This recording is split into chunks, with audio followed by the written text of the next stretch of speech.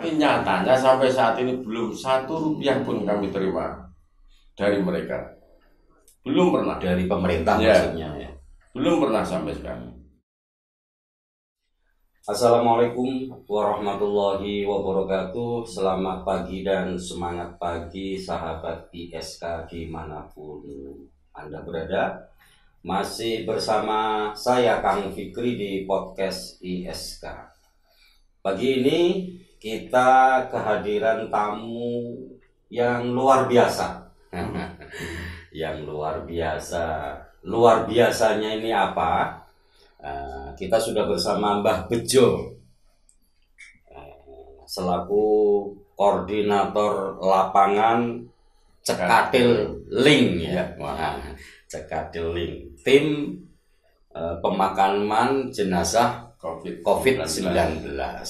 Mungkin Mbah Bejo selama hampir 5 bulan Anda kan berkutat dengan berjibaku dengan kawan-kawan sebagai tim pemakaman jenazah COVID. Pengalaman yang Mbah Bejo dapatkan dari kegiatan itu. Pertama-tama saya ucapkan terima kasih Mas Fikri Ya, mau ketemu dengan kami sehingga kami bisa menyampaikan unek-unek kami, suka dukanya kami di lapangan. Terus terang ya, selama ini sekalipun berat tapi dalam kondisi kekosongan, kesan pemerintah tidak hadir dalam penanganan COVID, terutama pemakaman. Kami hadir saat teman-teman dari rumah sakit umum mau pemakaman dan ditolak warga. Kami paksakan buat satu tim untuk hadir ikut membantu, sehingga kesan di masyarakat ada kehadiran pemerintah di situ. Tapi ya nyun sewu, yang saya rasakan selama ini kalau dikatakan berat ya tidak, tapi nyatanya seperti itu. Kesan masyarakat kami ini orang bayaran. karena memakai kostum yang Kostum sama, plat kemudian merah. plat merah. Misalnya kami orang bayaran, sehingga niat masyarakat untuk membantu pemulasaran sampai pemakaman tidak ada. Wis kono sing bayaran Sing kene bayaran, merasa dibantu kan begitu. Betul ya. Mungkin sejauh ini sudah ada berapa jenazah yang sudah dibantu oleh tim pemakaman ini? Ya, kalau nggak salah hitung kami punya datanya untuk Juni sekitar 20, Juli 106, Juli 106. dan peningkatannya luar biasa. Untuk bulan Agustus sampai hari ini itu berarti sekitar 57 Agustus itu, sampai pertengahan Agustus. Ini meliputi di berbagai wilayah. Iya, ada Demak, ada, tapi terbanyak dari Kudus. Warga Kudus yang rujukan dari Pati itu kita juga terima dari. Jadi rujukan rumah sakit di luar Kudus juga di. Iya, mau nggak mau kita harus ikut ya. membantu karena kekosongan itu tadi. Yang membuat Mbah Bejo dan kawan-kawan ini seolah merelakan waktunya, mewakafkan waktunya untuk membantu pemerintah. Sebenarnya yang perlu dibantu itu pemerintah atau pemerintah membantu Mbah Bejo sih jangan itu. Jauh ini bukan kita ngomong pemerintah. Iya. Ini yang kita ngomong adalah kemanusiaan. Kemanusiaan ya. Karena kewajiban Muslim kepada Muslim yang lain. Ada salah satu warga kami yang kena COVID-19 itu mesti dimakamkan dan tidak ada tenaga yang berani turun ke situ. Kan tidak mungkin kita diam saja. Iya. Setelah itu terjadi mau tidak mau daerah lain pun yang sama karena edukasi masyarakat, edukasi pemerintah ke masyarakat kurang, sehingga masyarakat ketakutan berlebihan. Jadi sosialisasi dan mungkin informasi-informasi tentang COVID ini masih tidak maksimal ya, betul, sehingga ketika ada jenazah yang mungkin berstatus COVID ini banyak dihindari warga masyarakat. Kalau boleh kita tahu, Mbah Bejo, apakah ketika jenazah yang positif COVID ini sudah di pamulasaraan di rumah sakit dengan proteksi yang begitu luar biasa, sampai peti juga tidak boleh ada kebocoran dan lain-lain. Apakah pada saat pemakaman itu juga masih berpotensi untuk mungkin penyebaran virusnya ini menurut Mbah Bejo? Seketat apapun ya kita berupaya seketat apapun, jangan sampai ada lubang sehingga ada kebocoran, tapi itu kan namanya usaha ya, betul.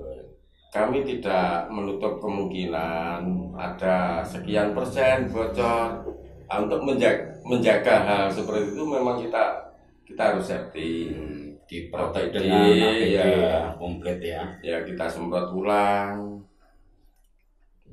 Kalau APD-nya sendiri disediakan oleh BPBD sebagai lembaga koordinatornya ya. Alhamdulillah betul. Atas bantuan dari perusahaan-perusahaan swasta di Kota Kudus. Kalau pengalaman Mbah Bejo ini, saya pernah dengar berita itu pada saat ada pemakaman di luar kota ya, mungkin sempat kehilangan atau tidak ada cangkul. Ini ikhtiar pada saat itu bagaimana? Ya. Padahal cangkul ini kan alat utama untuk menggali ya. Betul. Ketika pada saat itu tidak ada pacul, lalu bagaimana yang dilakukan oleh kawan-kawan? Ya, itu memang kami sesalkan sekali. Itu kejadian tidak hanya di Kudus, Demak, Jepara juga pernah mengalami hal sama.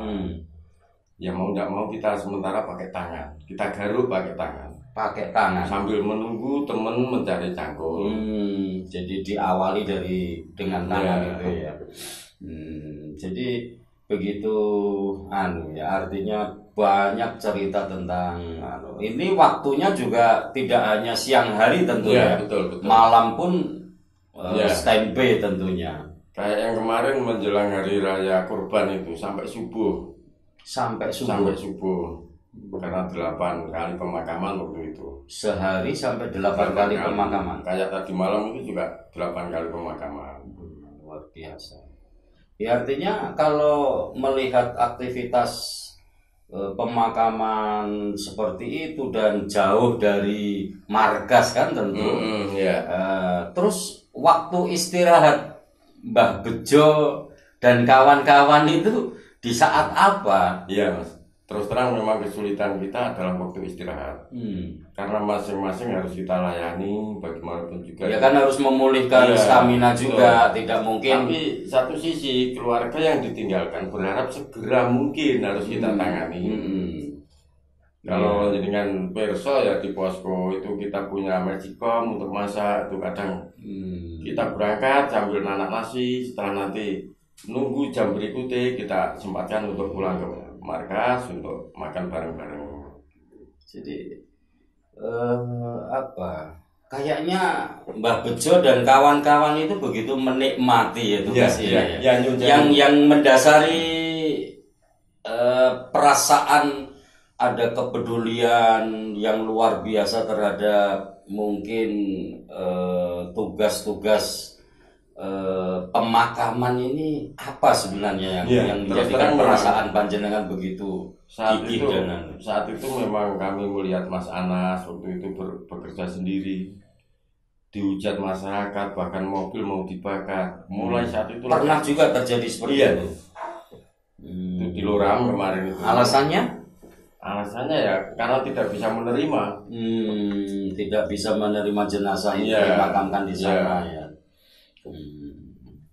Lepas dari itu kami kumpul-kumpul, ayolah kita bantu rumah sakit. Tidak hanya rumah sakit di Kudus, tapi di luar Kudus yang memakamkan warga Kudus. Mulai saat itulah kami bareng-bareng dengan 13 personil sampai saat ini. Tim yang utuh ya. Iya. Tapi perlu dengan kami juga sampai saat ini ternyata tim kami berkurang 2. karena terpapar sedikit kita harus kita isolasi. Ya. Jadi juga ada yang kena resiko seperti itu ya. Nah, sejauh ini selama hampir 5 bulan menangani di tim pemakaman ya, mungkin sebelumnya bisa dijelaskan makna dari cekateling ini. Ya, kan kelihatan wah medeni itu loh. Itu kan berawal dari opo ya piye. Opo genduso atau apa. Akhirnya bareng-bareng sing rodok macam ya, yang banyak dikenal. Cekadel aja lah, cekateling. Cekateling ya. Ya. Nah, jadi kalau misalnya nanti ada tugas tim cekateling ini yang turun kan? Ya, kami turun ya.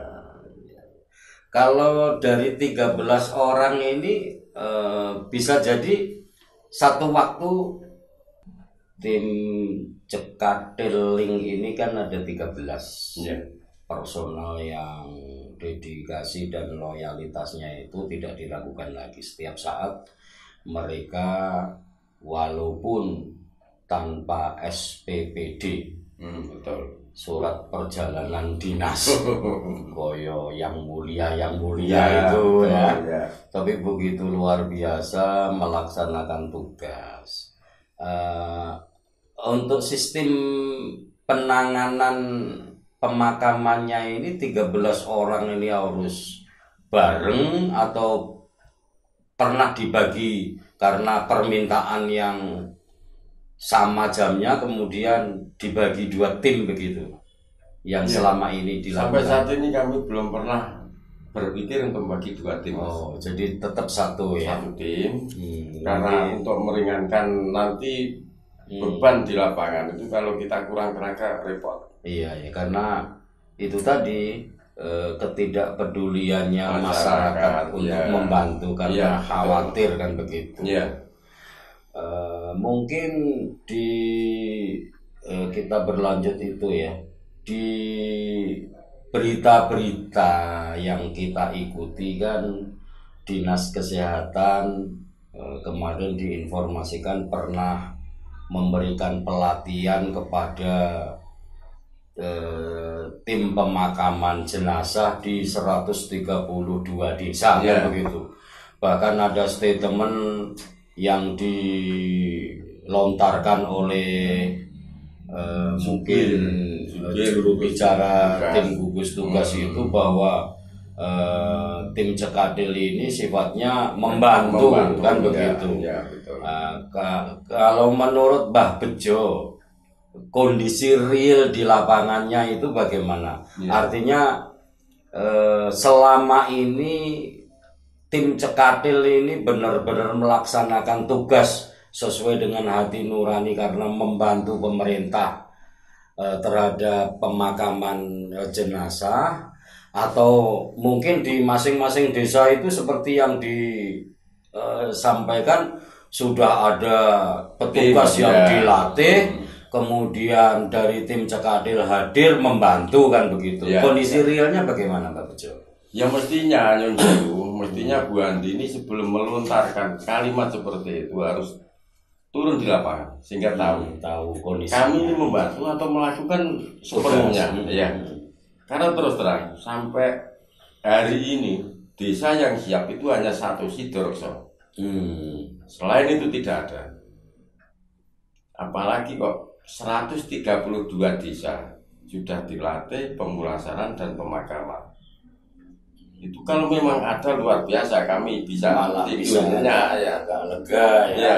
Terus terang Mas Fikri, kami mulai kadang ikut membantu Mas Anas pemandian, sampai pemulasaran, masuk ke peti, sampai nanti pemakaman. Bahkan Mas Anas yang mestinya harus tenang di rumah sakit ikut ke pemakaman macul-macul, memastikan. Bahkan ada beberapa video itu Mas Anas dan kami itu, karena ada beberapa kejadian di beberapa tempat itu lubangnya kurang panjang, kurang lebar, ya harus kita sesuaikan dengan peti. Jadi kalau pernyataan Bu Andi ini menyatakan sudah mempersiapkan tim di 132 desa, pemulasaran dan pemakaman. Faktanya di mana mereka? Bahkan Modin mendekat pun kalau dirasa sudah selesai dan kami manggil baru mereka hadir. Bahkan kadang tidak ada. Kalau sejauh ini yang dimaksud juru bicara tadi sudah melatih ini sebenarnya menurut Mbak Bejo yang dilatih spesifik untuk jenazah yang positif COVID atau untuk yang lain?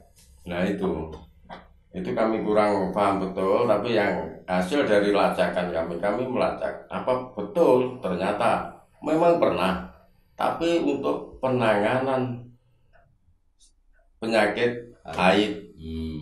Jadi ada pelatihan, tapi khusus AIDS di bulan Desember 2019.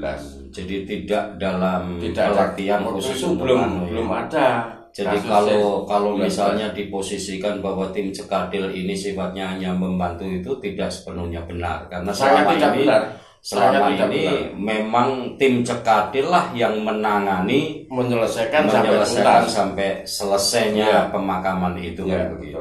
Oleh karenanya mungkin terkait dengan ini ya Mbak Bejo, selama ini kan yang saya dengar mungkin sudah diusulkan setiap kali ada nominal 75.000 dan lain-lain. Sebenarnya kabar itu benar apa tidak? Kalau kabar itu benar, alhamdulillah Mas. Berarti saya bisa menerima. Bisa rapel ya. Tapi nyatanya sampai saat ini belum 1 rupiah pun kami terima dari mereka. Belum pernah. Dari pemerintah maksudnya ya. Belum pernah sampai sekarang. Jadi saya berharap pernyataan-pernyataan yang sifatnya seperti itu rotok direm Mas. Iya, karena nanti akan menjadikan masyarakat itu anti merasa bahwa mau bayaran kan gitu. Jadi melihat tim gergetek dengan sirine kemudian turun dengan APD lengkap dan melakukan tugasnya. Seolah masyarakat itu bayaran wong dene bayaran kan begitu. Ini tidak benar kan begitu. Saya tidak benar. Oleh karenanya mungkin harapan terakhir Mbak Bejo terkait dengan tugas pokok dan fungsi tim Cekadil ini yang ada 13 orang. Tentu kan ya ada keluarga yang ditinggalkan, betul. Anak, istri dan lain dengan mungkin berjibaku menantang resiko yang begitu besar. Ketika kemudian kita melihat bahwa pemerintah daerah ini menganggarkan dana untuk pencegahan dan penanggulangan COVID ini sebesar 172 miliar. 172 miliar. Padahal tim Cekadil yang Mbah Bejo pimpin itu bagian dari kegiatan pencegahan dan penanggulangan itu kan, penanganan itu. Ironisnya sudah hampir 5 bulan tidak ada penghargaan apapun dari pemerintah daerah terhadap tim Cekadil, apakah itu memberikan hak normatif sebagai gantianu atau menghargai keringatnya yang sudah berjibaku menantang resiko. Seolah pemerintah ini menutup mata dan telinga. Alah wong wis do gelem itu. Nah, kira-kira harapan terakhir Mbah Bejo sebagai korlap tim Cekadil kepada pemerintah itu apa? Kalau saya sederhana Mas Fikri. Saya berharap tim itu benar-benar bekerja sehingga korban C19 itu tidak semakin naik tapi semakin menurun. Pembelajaran, pencerahan ke masyarakat itu harus lebih selalu intens selama ini kan dari mulut ke mulut yang bukan dari ahlinya. Jadi setiap orang bisa memberikan keterangan kan. Kemarin klasternya beda, sekarang beda lagi. Sekarang ini kan mulai kepala sekolah tingkat dasar. Iya betul. Ya makanya mungkin proteksinya itu harus betul-betul tepat guna. Jangan hanya berharap untuk pujian dari pemerintah pusat menyatakan daerah kita ini aman. Zonanya sudah ini kan begitu. Faktanya hampir setiap hari dari sisi yang meninggal saja meningkat. peningkatannya meningkat, setiap ya. bulan sangat Luar biasa. biasa. Hanya 2 kali masalahnya. Gitu ya. Oke, terima kasih Mbah Bejo. Ya, terima kasih juga Korlap Cekatil Link ya. Jadi mungkin sahabat ISK sekarang setelah mendengar penjelasan dari Mbak Bejo, apa sih Cekatil Link itu? Lah ternyata beliaulah yang selama ini menangani proses pemakaman jenazah COVID-19. Walaupun tadi sudah diungkapkan oleh Mbah Bejo, sampai dengan saat ini belum ada perhatian dari pemerintah. ya. Apakah itu kehadiran dari dinas kesehatan pada saat ada pemakaman, apalagi mungkin penghargaan keringat mereka dengan nominal yang tentu tidak begitu besar, akan tetapi ini sangat dibutuhkan oleh beliau-beliau yang sudah mewakafkan waktunya untuk itu. Tapi di luar sana ada keluarga, ada anak, ada istri yang paling tidak juga berharap agar dapurnya tetap ngebul kan begitu Mbak Bejo. Terima kasih Mbak Bejo telah bersama kami. Mudah-mudahan kita bisa pecahkan masalah dan mendapatkan solusinya. Terima kasih, masih tetap bersama Kang Fikri di podcast ISK. Assalamualaikum warahmatullahi wabarakatuh. Waalaikumsalam.